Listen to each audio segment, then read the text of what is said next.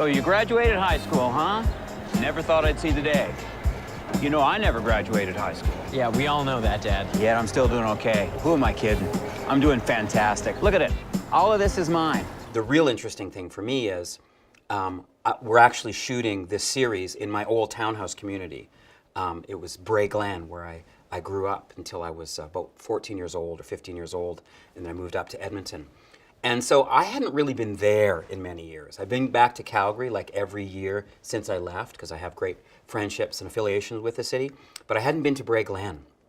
And it was pretty interesting to kind of stand in front of the place where I grew up, and I'd walk around with, you know, Deep Purple records under my arm and, you know, go and get drunk in the snowbank. The show is really well written, and it's been really fun bringing that to life. And it being set in 1980s, the wardrobe and the props and everything have been so much fun to play with. And even the settings that we've been shooting here in Calgary have been really, really excellent and reflected that kind of look of Calgary in the 80s.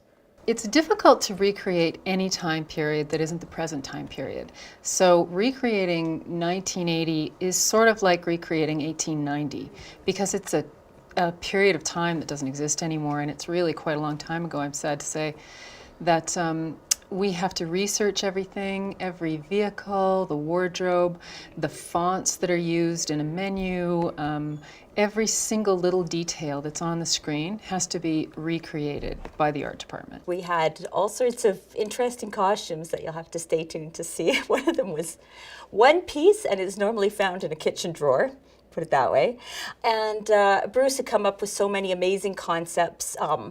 The jumping off point was really Bruce as a teenager, because he was a really creative dresser. He was the original young drunk punk, and not in a literal sense, but in terms of a state of mind. So it's really sort of an eclectic, alternative, you know, thumbing their nose at society kind of feel. Well, when I was growing up in Calgary in the 80s, I mean, it was really the Wild West in a sense. There was arts and things like that, but they were sort of submerged. And cowboys really did run the city. And of course, I saw it through the eyes of an 18-year-old who, you know, didn't like society, as it were. But no, it was a smaller city there. It was rougher and wilder.